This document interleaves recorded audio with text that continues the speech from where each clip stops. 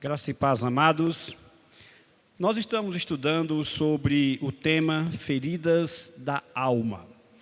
Eu quero informar os irmãos que até aqui, todas as aulas que nós demos foram aulas bem práticas, coisas para a nossa vida, como depressão, amargura,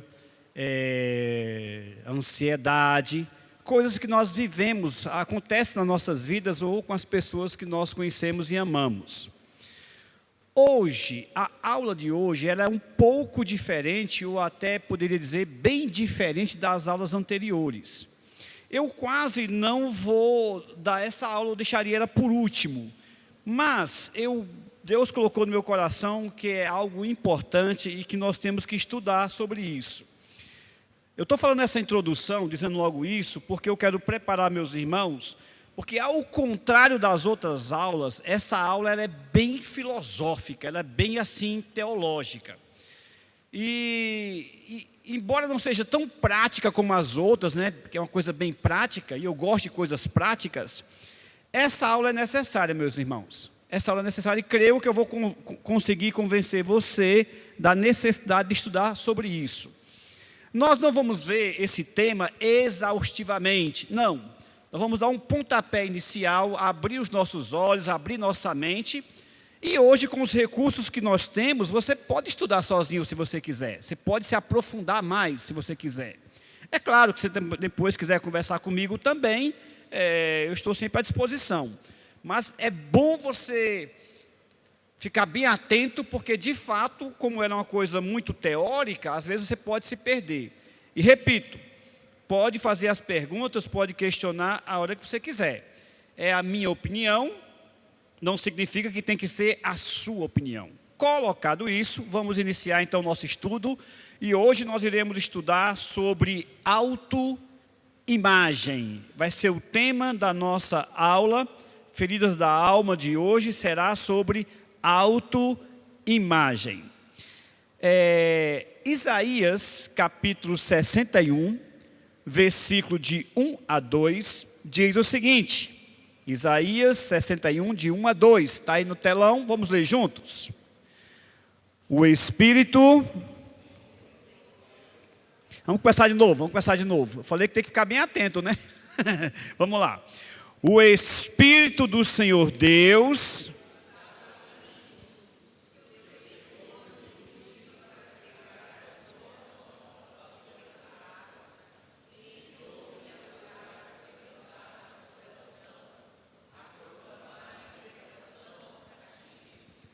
E apoia em liberdade os algemados, a apregoar o aceitável do Senhor, e o dia da vingança do nosso Deus, a consolar. Isaías 61, 1, 2. Essa é uma profecia do livro do profeta Isaías, uma dentre várias, acerca do Messias, acerca de Jesus Cristo. Muito bem, você vai deixar aí, o Vinícius, quem está lá no telão, é Julinha? Eu já perguntei, Julinha, mas não estou te vendo não, estou vendo só o vulto. Porque eu achei você menor do que o outro, eu acho que é Julinha. Deixa do jeito que está aí no telão. Agora, abra sua Bíblia ou seu iPhone em Lucas capítulo 4, versículo 21.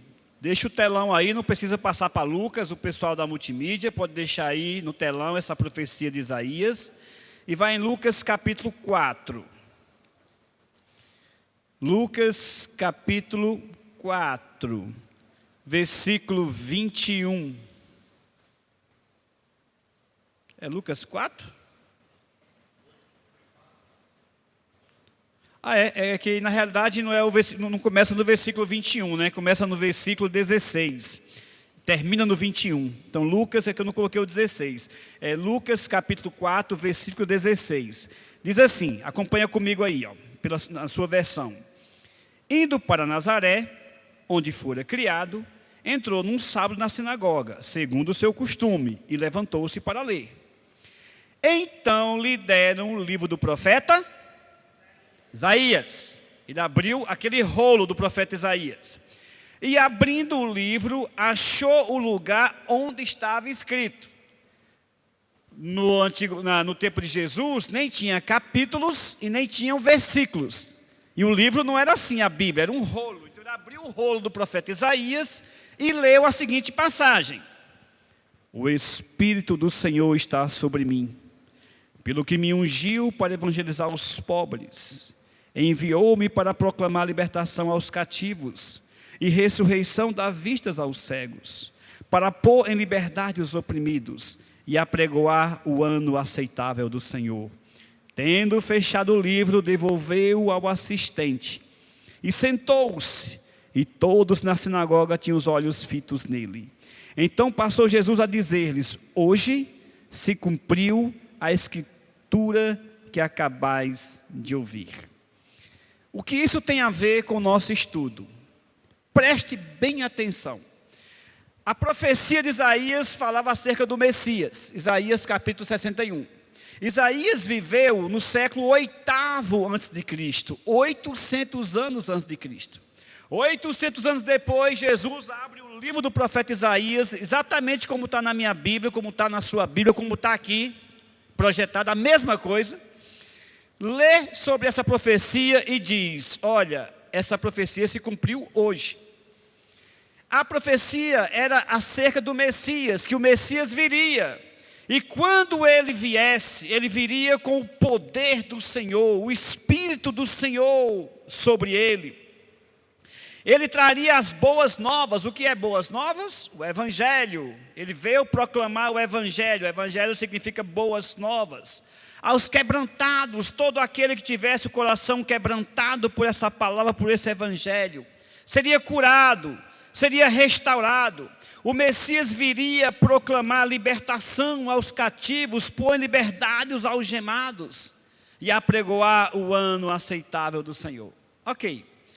Jesus falou: hoje se cumpriu esta profecia. Mas se você tiver ainda com a sua Bíblia aberto em Lucas, você vai observar no versículo 19, ele diz: e apregoar o ano aceitável do Senhor. E aí ele para aí. E diz o versículo 20 que ele fecha o livro e entrega para a pessoa. Mas a profecia não acabou ali, no ano aceitável do Senhor. A profecia continuava. O que é que diz a profecia? E proclamar o dia da vingança do nosso. Essa parte da profecia não se cumpriu. A primeira parte se cumpriu. O Messias veio, trouxe o Evangelho, trouxe as boas novas, curou, cura e continuará curando os cativos e oprimidos, pondo em liberdade, mas o dia da vingança não chegou. Porque nessa primeira parte da profecia começa o que nós chamamos a época da graça, ou alguns chamam a época da igreja, ou a época do Espírito Santo. Esse momento que nós estamos vivendo, entre a vinda do Messias e o seu retorno triunfal, a consumação. Então, entre a primeira parte da profecia e o dia da vingança, estamos nós aqui, vivendo essa época do Espírito Santo. Só vai se acabar quando Cristo voltar, arrebatar a sua igreja e o Espírito Santo subir com a igreja. Aí acabou. Até lá, o Messias veio. Diz o texto, pode passar agora sim para o próximo quadro,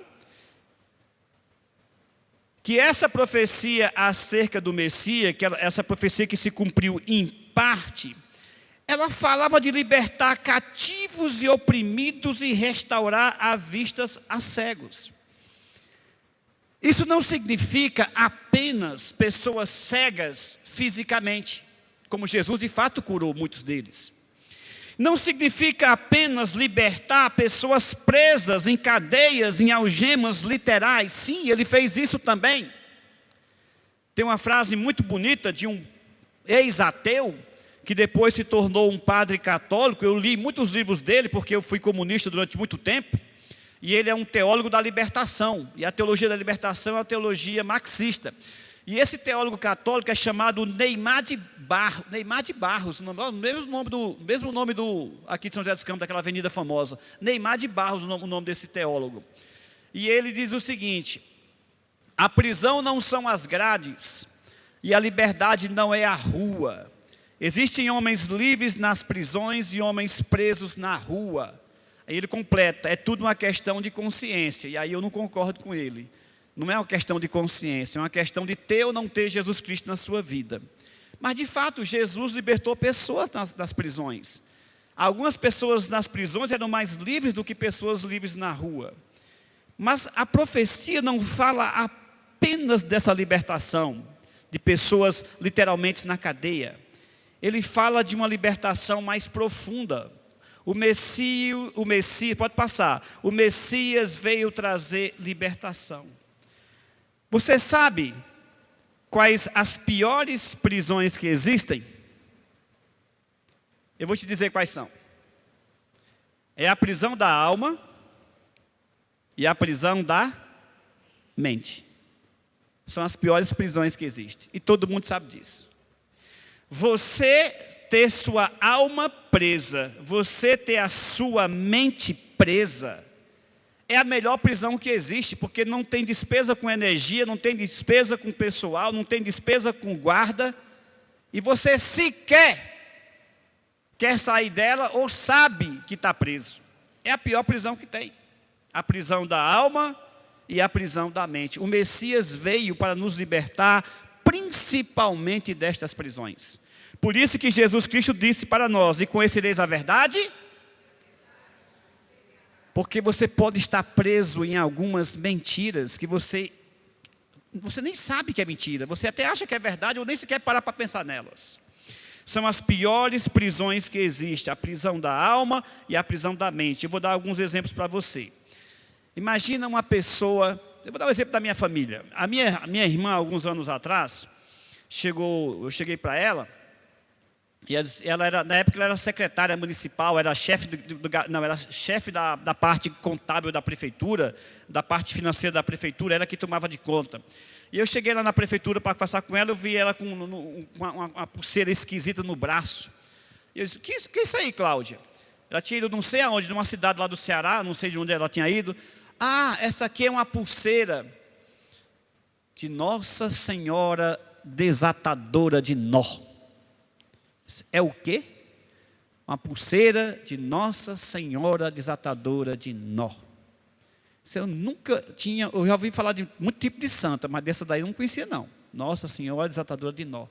Eu olhei assim para ela e disse: uma tristeza. Eu disse: mas Cláudia, tu é uma mulher inteligente, você é uma pessoa que tem... Como é que você crê num negócio desse? Ah, mas isso aqui é muito bom, porque bebê, aquela coisa toda.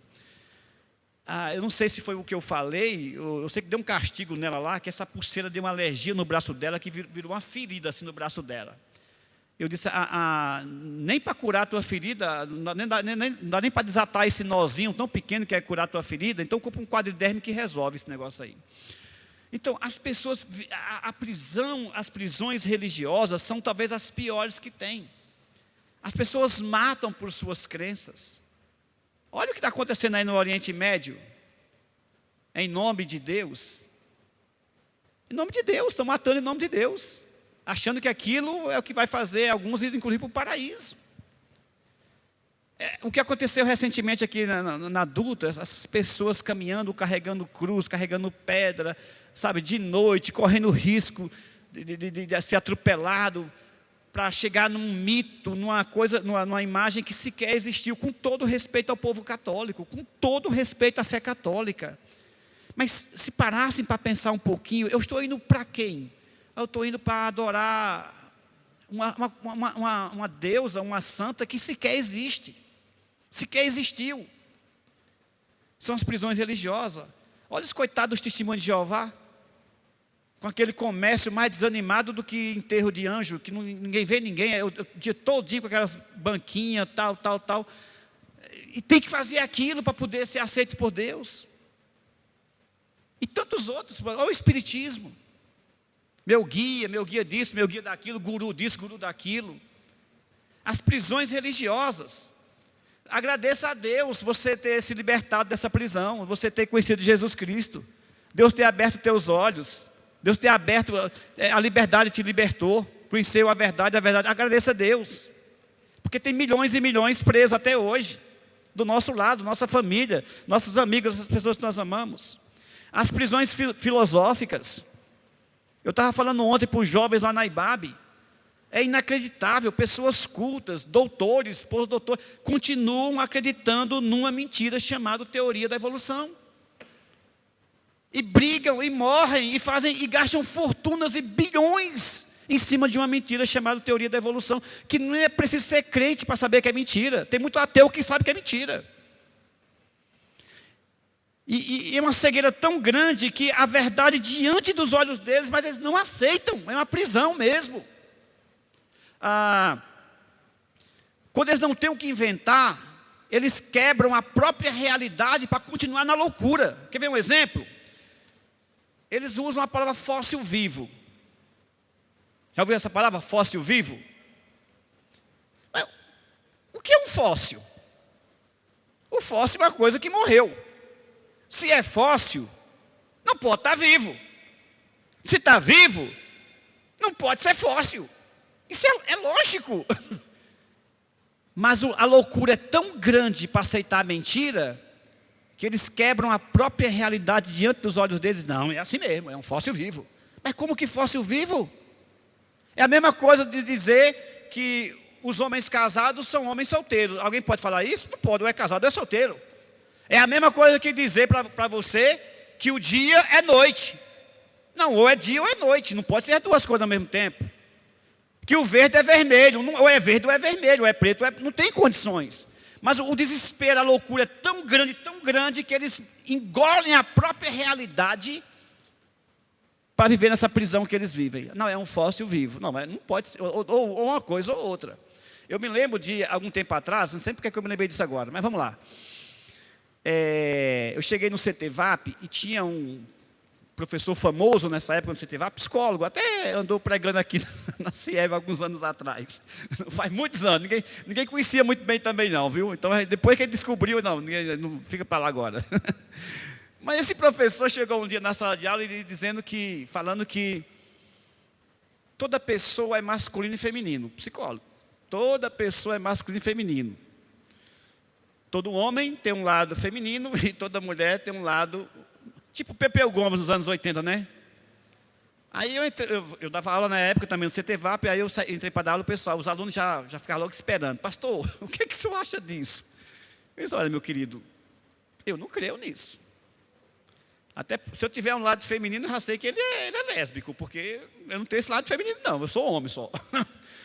Mas diziam isso, cristão dizendo isso, passando uma filosofia, sabe? Eu dizendo, gente, está errado, não pode ser assim. Bom, por que eu estou falando tudo isso nesse começo? Olha o que Jesus diz em Colossenses 2,8. Preste atenção aqui. Colossenses 2, vamos ler junto?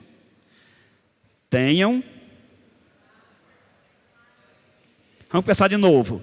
Tenham cuidado.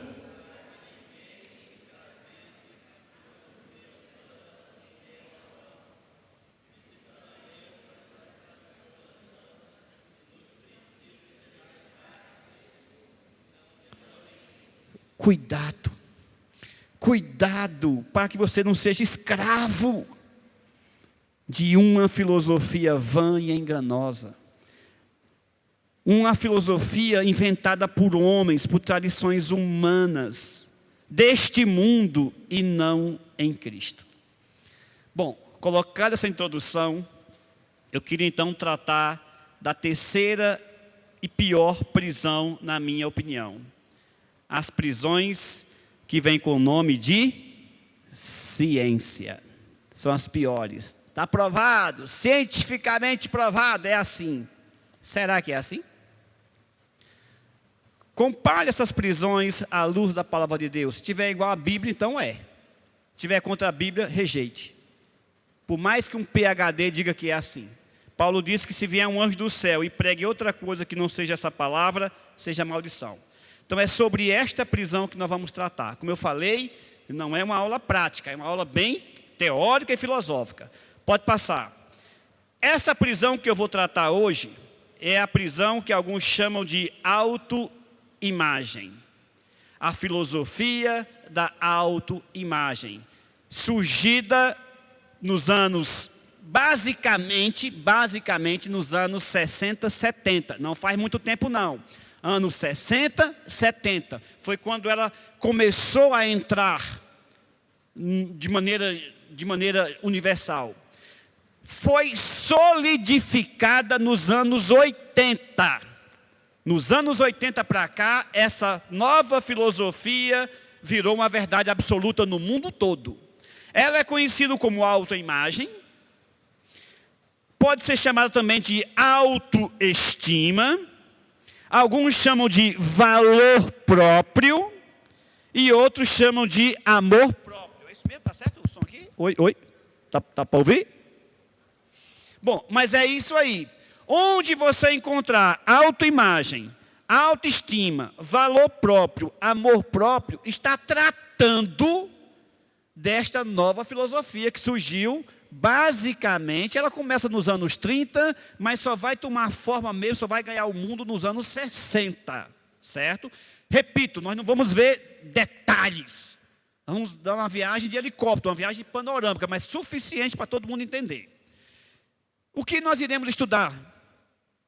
Nós vamos estudar quando começou e onde surgiu o movimento da autoimagem, ou da autoestima, como nós falamos. Quando começou isso? Onde surgiu? Quais as implicações deste movimento na vida das pessoas, inclusive dos crentes? O que essa filosofia da autoestima, baixa estima, autoimagem, valor próprio, o que isso faz na minha vida, na tua vida? E o que ela faz, está de acordo com a Bíblia ou está contra a Bíblia? Quando analisadas essas ideias, essas filosofias, à luz da palavra de Deus, ela é verdadeira? Ela é bíblica? Ou é vã filosofia? Como Jesus chamou, cuidado com as vãs filosofias. Quais as consequências de seguir esse ensinamento, essa filosofia? Quais são as consequências? É uma coisa boa para a minha vida? Isso vai redundar em liberdade, como disse Jesus Cristo? Ou é uma coisa ruim para nós? Lembre-se que eu falei alguns dias atrás, aqui, que tem palavras que a gente não usava, de repente surgiu. Lembra que eu falei disso? Por exemplo, condicionamento. Se você fosse há uns 100 anos atrás, ninguém sabia o que era condicionamento. Não se usava a palavra condicionamento. Aí Pavlov inventou o reflexo condicionado, que está certo, temos que reconhecer. Mas daí entrou para tudo quanto é lugar. É condicionamento físico, é condicionamento psicológico, é condicionamento social. Quem faz faculdade de marketing, ele faz sabendo que é possível condicionar pessoas. E é possível mesmo. Não existia a palavra, por exemplo, evolução. Vamos evoluir. Ninguém falava evolução. Agora é evolução em toda a área. Evolução física, evolução psicológica, evolução da alma, evolução disso, evolução daquilo. Está aqui uma palavra que não existia. Se você fosse nos anos 60, em qualquer lugar do Brasil, você dissesse, eu estou com um problema de baixa estima. A pessoa ia lá para a sua cara e dizia, está com o quê, meu filho? Baixa estima. E o que é isso? Você não saberia o que era baixa estima. Se alguém dissesse, olha, eu estou com alta estima. Mas o que é isso? Que bicho é esse, autoestima? Ninguém saberia o que é. De 60 para cá, até nossos filhos pequenos sabem agora o que é baixa estima e autoestima. Aí vem a pergunta. Tá, mas isso está de acordo com a palavra de Deus? O que eles estão falando sobre autoestima? Pode até ser que exista autoestima, mas isso está de acordo com a Bíblia? Eu estou com baixa estima. Tudo bem, pode até ser que exista essa coisa chamada baixa estima mesmo. Mas isso que você está falando é exatamente o que a Bíblia diz para nós? Ou é vã filosofia? Bom, eu creio que com essa introdução, a sua mente já dá para entender que você tem que parar e fazer um julgamento bíblico sobre essas coisas. Vamos continuar. Onde surgiu essa questão de autoimagem, esse movimento chamado autoimagem? A primeira pessoa e a raiz de tudo chama-se Alfred Adler. um psicólogo austríaco que pertence à terceira Academia Austríaca de Psicologia, porque praticamente toda a base psicológica que nós temos veio de lá. Aliás, tem um provérbio na teologia que diz o seguinte, né, que toda teologia, a teologia nasce na Alemanha, é exportada para a Inglaterra, é estragada nos Estados Unidos e é consumida no Brasil. Isso é uma piada que os caras falam nas faculdades, né? A teologia começa na Alemanha, é exportada para a Inglaterra, é estragada nos Estados Unidos e é consumida no Brasil. O que nós temos de psicologia hoje, praticamente 80% veio desse pessoal, das academias de Viena, Freud, Jung, Adler e tantos outros aí. A boa psicologia que veio da Alemanha, praticamente ninguém usa no Brasil, que é a psicologia do Viktor Frankl. Essa é mais ou menos, é boa. Essa boa a gente não usa. Agora, a ruim a gente usa pra caramba. Alfred Adler era um austríaco, judeu. E ele, fazendo suas pesquisas, chegou à conclusão que uma pessoa só pode se realizar-se, só pode satisfazer-se como pessoa, só pode ser uma pessoa saudável, uma pessoa psicologicamente sadia, sã, se primeiro ela atender a algumas necessidades anteriores. A frase dele é mais ou menos o seguinte: uma pessoa só pode realizar-se e satisfazer-se apenas quando suas necessidades de segurança e significado são satisfeitas.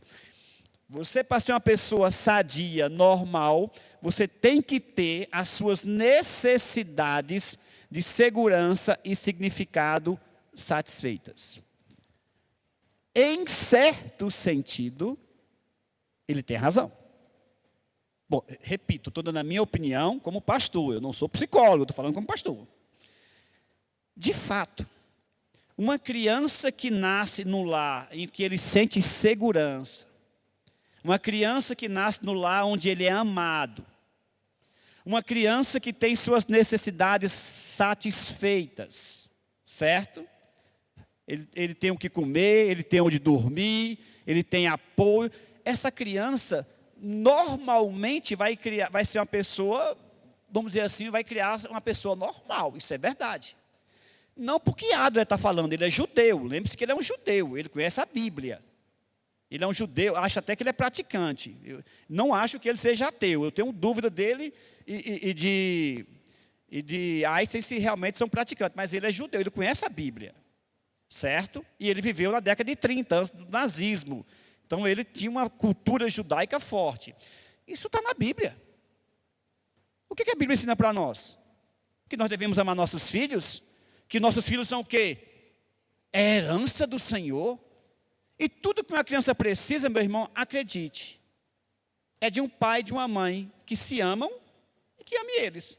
A necessidade básica dos nossos filhos são essa. Que seu pai e sua mãe se amem e que amem seus filhos. Pronto. Se ele não tiver carrinho, não tiver computador, não tiver iPhone, iPod, não pode, não vai fazer falta, não vai mudar nada nele. Agora, se ele não tiver um pai presente, uma mãe presente, uns pais que se amem, que demonstrem amor por eles, aí eles vão sentir necessidades. Isso é verdade. O problema é que eles acreditam que isso determina você. Aí está o ó do borogodó, como diz no Ceará. O ó do borogodó é aí. É achar que porque eu não tive um pai ou uma mãe que me amou, eu vou ser disfuncional psicologicamente. Essa é a questão toda. Que isso influencia. Nós não podemos negar isso. A Bíblia deixa isso claro. Mas mesmo que eu não tenha tido um lar abençoado, sólido, isso não determina a minha vida. O que determina o que eu sou ou o que eu serei daqui para frente são as minhas decisões. Tendo falta ou tendo abundância. O maior serial killer, pelo menos o mais famoso, né? o Ted Bundy, quando foi entrevistado, disse, olha, não bota culpa no meu pai, não. Meu pai é um homem de Deus. Minha mãe não é uma mulher de Deus. Meu lar era um lar cristão. Meus irmãos, eu tive tudo, não senti falta de nada. Por que você fez tudo isso? Decisão, meu filho. Quer dizer, o maior serial killer do mundo, não vão por... Ele dizendo para os psicólogos, não vão por essa linha. O serial dizendo para os psicólogos, nem vão por essa linha. Meu pai não teve culpa de nada, minha mãe não teve culpa de nada, meu lar era um lar abençoado, meus irmãos, um lar cristão, não tem culpa de nada. E os psicólogos dentro dessa bolha, já ia, calma, vamos procurar o pai dele, a mãe dele, nada. E até hoje tem gente que ainda quer, o rapaz dizendo que o pai e a mãe não tinham nada a ver, e ainda tem psicólogo dizendo que tinha. Querendo colocar isso, porque vive dentro de uma bolha. Ok. Mas foi Adler quem começou tudo. Você veja que você tem que ter muito cuidado com filosofias vãs. O crivo, de fato, é a palavra de Deus. Vamos lá. Adler disse, ele trabalhou muito com crianças. Ele trabalhou muito com escolas. Ele teve muito financiamento. Ele teve, inclusive, muitas verbas do governo para implementar suas ideias em escolas. E os americanos copiaram isso.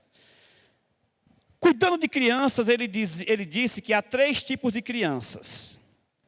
A primeira é a criança com inferioridades. Crianças com enfermidades físicas ou materiais carregam uma carga muito pesada. Oi? É mentais, desculpe. Crianças com enfermidades físicas ou mentais carregam uma carga muito pesada e tendem a sentir-se inadequados para enfrentar as tarefas da vida. Entretanto, se tiverem pais compreensivos e encorajadores, podem compensar suas inferioridades e transformar sua fraqueza em força. Eu concordo com ele. Você tem um filho que tem uma dificuldade, que tem um negócio, mas tem um pai e uma mãe que fortalece, que ajuda, é claro que essa criança vai ter mais força para vencer. Isso aqui está correto. Segundo, crianças mimadas. Adler alertava sobre os perigos de se mimar uma criança, pois considerava isso a pior maldição que uma criança pode sofrer. As crianças mimadas não desenvolvem um sentimento social e esperam que a sociedade se conforme aos seus desejos autocentrados. Está correto. Nós estamos vivendo a geração do mimimi. É qualquer coisinha, é a cutícula, sabe, as pessoas não têm resiliência, sabe? Eu me lembro que quando a gente cai, eu me lembro muito bem, eu tinha uns 5, 6 anos de idade, e minha mãe era professora. E a minha cidade é uma cidade montanhosa, lá do Ceará. É um vale como o de vocês, e a última cidade, a minha, é uma cidade de montanhas. E minha mãe dizia, Helder, não vai correr. Agora dizer para uma criança não vai correr, mesmo que nada. E eu fui correr. Só que eu tropecei, rapaz, desci no calçamento, cheio de areia. Quando eu me levantei, estava com isso aqui, parecia um ralo, sabe? Todo ralado.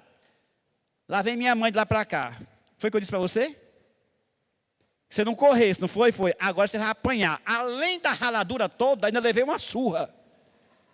Uma surra. Se fosse hoje, eu ia precisar de acompanhamento psicológico. Eu era tão ruim. Irmão, se você me vê hoje, você me conhecer como criança, vai dizer, não é possível. Eu era tão ruim, mas é tão ruim, que tinha vez que minha mãe me amarrava num pé de cantareira. Sabe o que é uma cantareira? Cantareira era, antigamente, nós não tinha geladeira, tinha pote. Aí para colocar os potes, fazia um negócio, uma grade de ferro, com um buraco, e colocava o pote no meio. Minha mãe me amarrava nessas cantareiras e descia além de mim. Porque eu era ruim mesmo. Não fiquei traumatizado. Nunca odiei minha mãe. Nunca quis matar minha mãe. E agradeço até hoje as surras que eu levei da minha mãe. Porque se não fosse as surras dela, eu teria me perdido no mundo. Certo? Mas nós estamos hoje na geração mimada. É bibibi, enfim. Nós nem podemos dizer para uma criança, cala a boca, menino. Não, você não pode fazer uma coisa dessa. Nossa, vai causar um trauma nessa criança. E por aí vai, é a geração do mimimi. Se Adler tivesse vivo hoje, eu acho que ele mudaria muito das suas ideias. Algumas continuaria. Mas olha a última ideia dele. Crianças negligenciadas. A criança maltratada na infância se torna, quando adulta, um inimigo da sociedade. Seu estilo de vida é dominado pela necessidade de vingança. E aqui ele está errado. Ele é judeu, ele não é cristão. Ele não conhece o Messias. Ele não conhece Jesus Cristo. Ele não conhece o Espírito Santo. Ele não conhece o poder do Espírito Santo na vida de uma pessoa. Ele não conhece o efeito da cruz na vida de uma pessoa. Ele acha que porque faltamos isso, você sempre vai ser aquilo.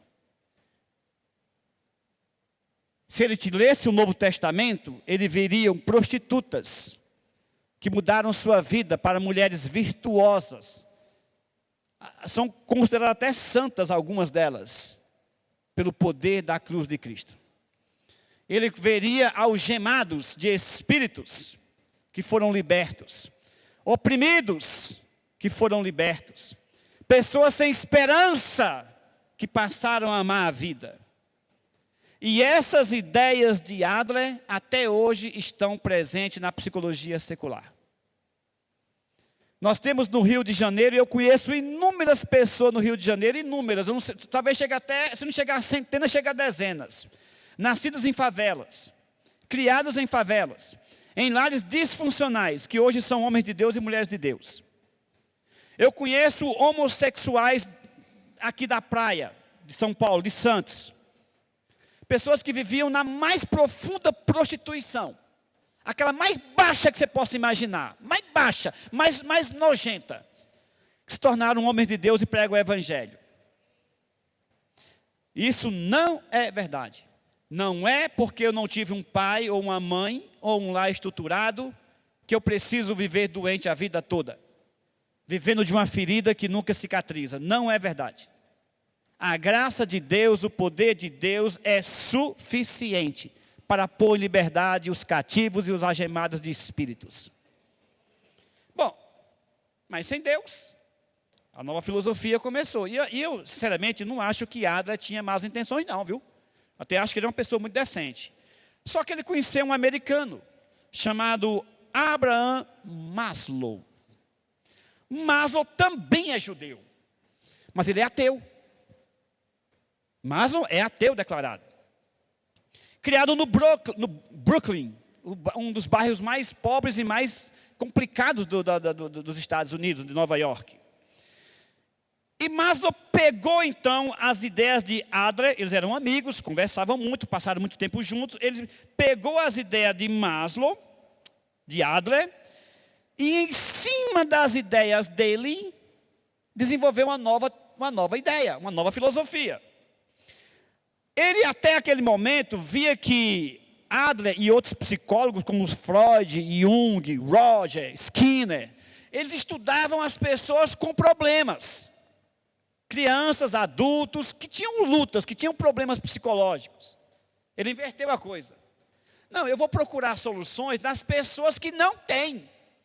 Que ele chamou de pessoas autorrealizadas. Veja que a palavra começa a aparecer já. Autorrealizadas, autoimagem, autoestima. Começou a surgir.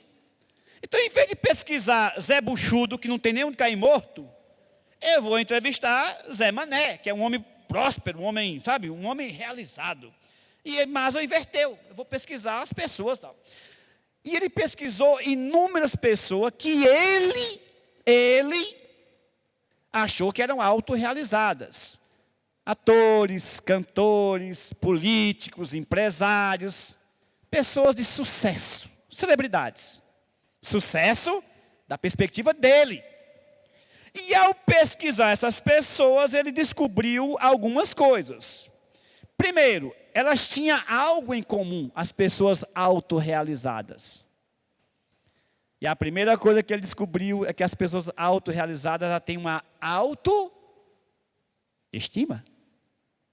Ah, é por isso que o Reverendo Zé Luiz é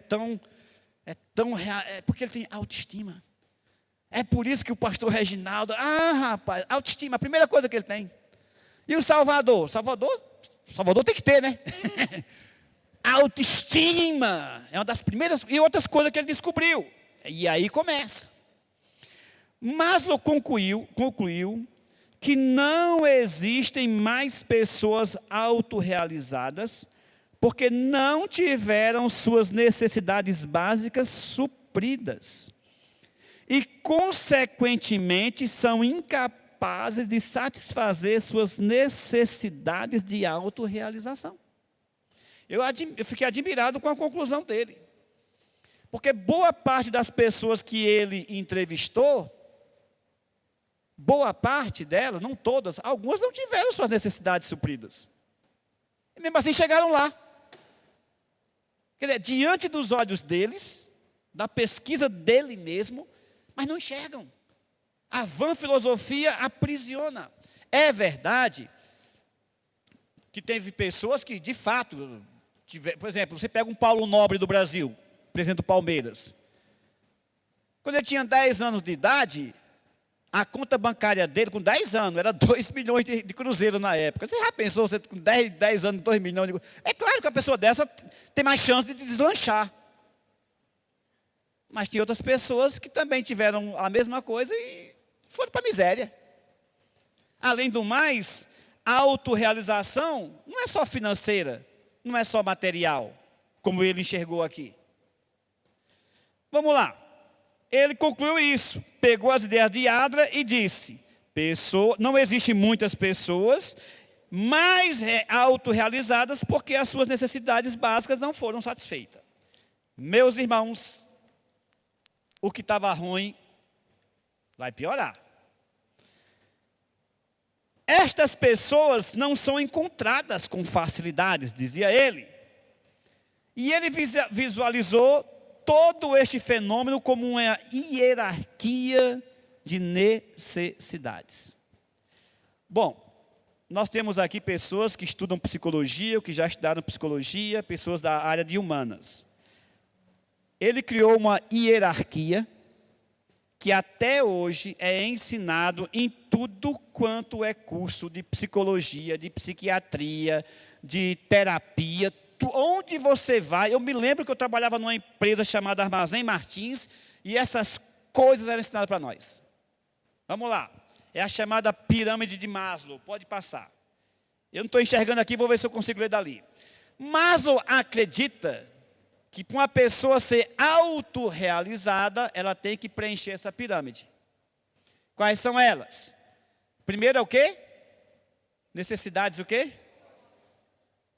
Comer, beber, dormir, necessidade fisiológica do nosso corpo.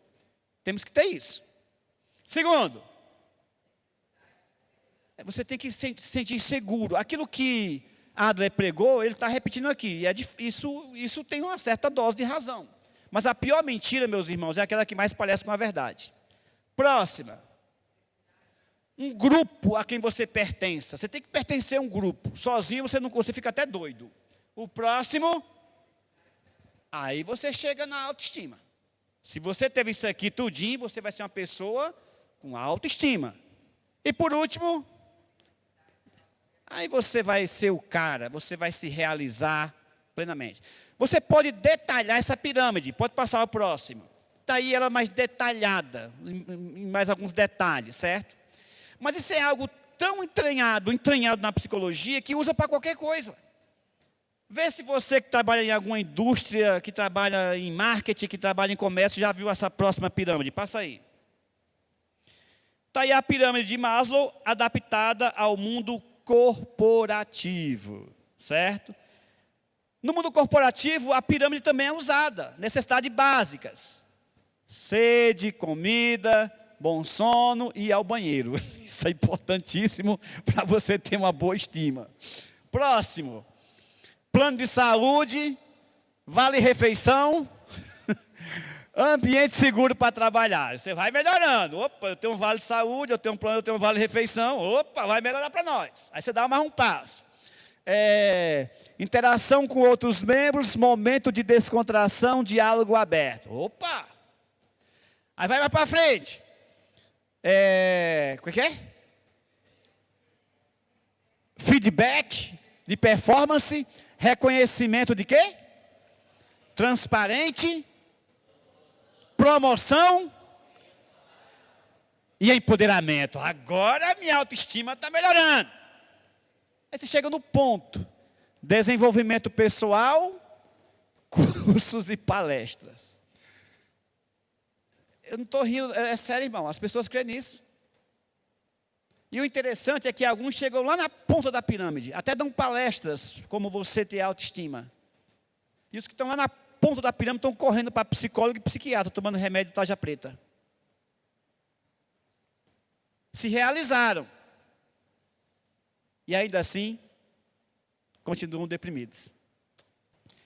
Bom, essa nova filosofia tomou de conta não só do mundo secular, tomou conta da igreja. Até os anos 60, repito, nenhum pastor pregaria sobre isso, porque não existia isso. Simplesmente não existia. Mas a partir dos anos 60, a coisa mudou de figura. Pode passar. O novo ensino foi posto em ação em escolas americanas. O Jay Adams fala sobre isso no livro dele e uma revista americana chamada The Banner, de agora 89. A Califórnia foi um dos primeiros estados a colocar em prática uma aula para que os alunos tenham alta estima. Porque se eles tiverem alta estima, eles serão melhores alunos. Mas não só isso. Estudou a possibilidade de um programa para criminosos se desenvolver autoestima. Por que eles são criminosos? Porque as suas necessidades básicas não foram atendidas. Então, se nós ensinarmos técnicas psicológicas para eles, eles vão ter uma autoestima, e aí eles não vão ser mais criminosos, eles vão se recuperar, vão ser homens recuperados na sociedade. Você sabe quantos criminosos são colocados na rua quando os psicólogos detectam que eles estão com autoestima? E agora não vão mais cometer crimes? Porque estão com autoestima elevada agora? O problema dos crimes era a baixa estima? Isso tomou conta dos tribunais. Todo advogado hoje, quando vai defender um criminoso, ele sofreu abuso do pai, da mãe, da tia, do avô, ele não teve isso, e é por isso que ele é assim. E o pastor Helder não teve, é por isso que o coitado é assim. Isso mudou o mundo. Um pastor bem famoso, chamado Robert Schuller. Se você não sabe quem é Robert Schuller, era muito, muito famoso. Morreu agora, em 2015, um dia desse ele morreu. Era um dos pastores mais famosos dos Estados Unidos. Era considerado o novo Billy Graham. Ele tinha programas de televisão, programa de rádio. Foi ele que fundou a famosa Catedral de Cristal, um dos prédios mais suntuosos da Califórnia. Foi o Schuller. Era uma pessoa, uma figura notável. Nunca gostei da teologia dele. Eu nunca gostei. Achava as ações sociais dele uma beleza. Mas em termos de pregação e teologia, eu rejeito tudo que ele fala. Schuller foi o primeiro a abraçar a nova ideia. E disse: afirmo que o suprimento necessário da autoestima é a base de tudo. Eles chegaram a dizer que o movimento do valor próprio, da autoestima, seria a nova reforma. Começaram a pregar isso. Esta novidade, difundida pelos psicólogos humanistas, na sua maioria ateus, foi abraçada por muitos psicólogos e teólogos cristãos, criando uma corrente chamada de integracionalista, que diz o seguinte: a Bíblia é a palavra de Deus, ninguém duvida. Deus existe, Jesus existe, mas a autoestima também existe. E o que estes homens estão dizendo, estes filósofos estão dizendo, está certo. Então eles acreditavam em Deus e acreditam nessa pregação da autoimagem e da autoestima. E hoje é difícil você encontrar um psicólogo cristão que não creia também. Foi lançado um livro, a Autoestima, a Nova Reforma. Olha o ano, irmão. 1982. Um dia desse. A Nova Reforma. A autoestima é a única e a maior necessidade da raça humana nos dias de hoje. A autoestima é a única e a maior necessidade da raça humana nos dias de hoje.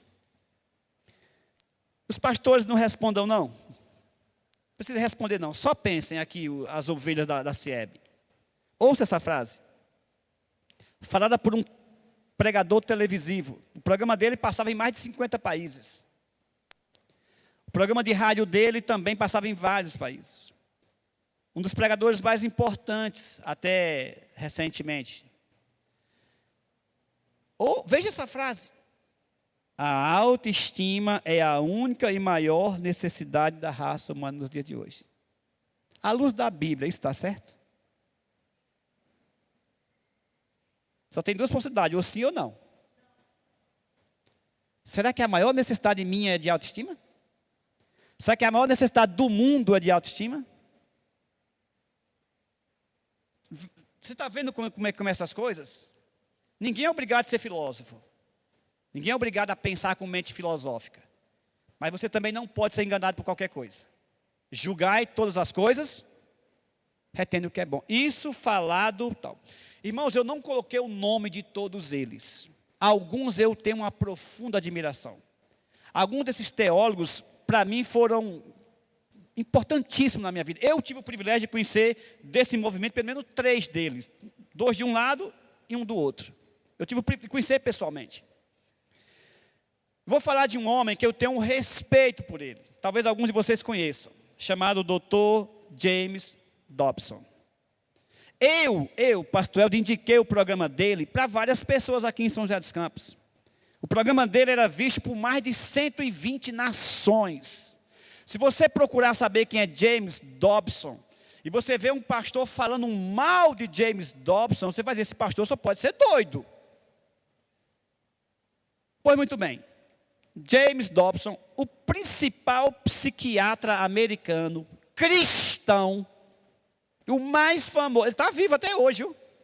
Até eu morava aqui em Cruzeiro, quando eu vinha para cá, eu cheguei a pegar o programa dele no rádio, só que é tudo em inglês, né, o programa dele. Mas talvez até hoje ele tenha esse programa ainda, o programa dele, chamado Foco na Família, certo? Ele é tão famoso, James Dobson, tão famoso, que eu falei de Ted Bundy, o serial killer mais famoso do mundo, né? O Ted Bundy, quando foi morrer, um dia antes de morrer, tinha uma multidão de pessoas pedindo entrevista, pagando milhões por uma entrevista com o Ted Bundy.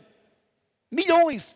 Repórter do lado de fora. Nossa, foi um espetáculo isso nos anos 80, a morte desse homem, a sentença de morte dele. Foi um espetáculo televisionado para o mundo todo.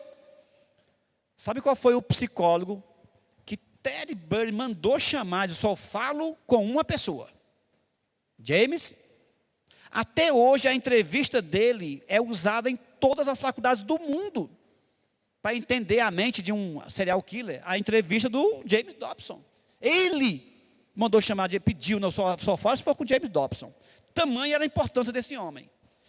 Pois bem, Dobson aceitou a nova reforma, a nova mensagem, o novo evangelho, que diz: se eu puder escrever uma receita médica para as mulheres do mundo, eu procuraria suprir cada uma delas com uma dose saudável de autoestima e valor pessoal.